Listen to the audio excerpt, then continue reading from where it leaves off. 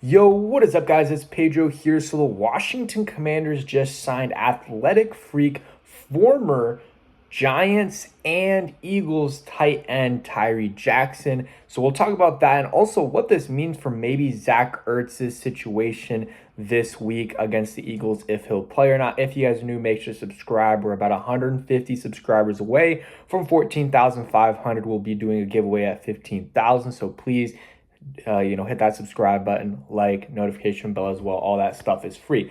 But Ian Rapport reported this, says the Commanders have signed veteran tight end Tyree Jackson, their practice squad. He spent some time with the Giants last year. He also was with the Eagles, former quarterback, played quarterback at Buffalo, and then converted to receiver in the NFL. Shout out to Ed Oliver. Saw he made a video about this, also sent me the tweet, was the one who notified me about this. So big shout out to Ed. All y'all know who he is, but of course, show him some love and tell him I sent you. But yeah, Tyree Jackson is a guy that, played with the Eagles in 2021, 9 games, 3 catches, 22 yards, and a touchdown. He's a big guy. Let me go ahead and go over his overview. But he's, born 1997, so still kind of, young, 27, 26 years old. But this, I don't really think that Tyree Jackson, him playing or not, like, I don't think that's really going to matter. I think he might be like the third tight end this week. I think what it really matters is that he might be playing because Zach Ertz is not going to clear concussion protocol in time. So that would not be so good for the Commanders because we haven't really seen much from John Bates this year or Ben Sennett. Ben Sennett has not balled out, and this is going to be an opportunity for him to do so. But again, like I said, he hasn't done so. Tyree Jackson, 6'7", 250 pounds, ran a sub 4.6 40-yard dash, 4.59 40-yard dash, 34.5-inch vertical leap, 10-foot broad jump, some other stuff as well. Combine numbers are very good, and that was for a quarterback. For tight end, it's still pretty good. For a guy that's 6'7", 250, that is, those are some crazy numbers, and that's a good build to have for a tight end. Not so much for a quarterback. I mean, it can happen. There's just not a lot of quarterbacks that are built like that are 6'7". Tyree Jackson hasn't played in a minute. 2021 is the last time he got some action in the NFL. I think they'll keep him on the practice squad as some insurance for Zach Ertz because there's definitely some doubt if he plays or not. I think that, this definitely, makes it more likely that Zach Ertz doesn't play. But there's still a chance, maybe he clears concussion protocol. But usually with injuries in general, but concussions as well, it takes longer for older guys to recover. So maybe that's something that's happening with Zach Ertz, and maybe that's the reason why that they brought in Tyree Jackson. But he'll be the third tight end, has some familiarity with the Eagles. But it's been a minute. They're running a totally different offense, so it's not like they brought him in so they can get a scouting report on him.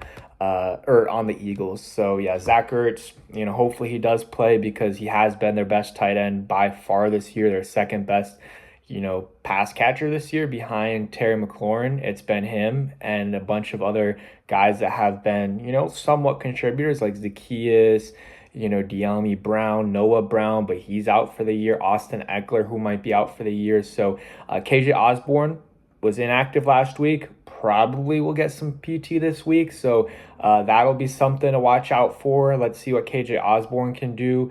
These weapons, they need to start stepping up a little bit. Besides Terry, even Terry sometimes needs to step up a little bit more, but he's been great. The only, knock was that one kind of drop that he had, but he also, he got open on that play. He got open a couple plays before, the possession before. That should have been like a 50, 60-yard touchdown if, Jaden doesn't overthrow him. And then he got, hit with a PI that wasn't called. That would have been a, big gain too. So, Terry's been great. He's a top 10 receiver in this league. I really, really believe so. He's going to get over 1,000 yards as long as he stays healthy, knock on wood. He has over double-digit touchdowns on the year.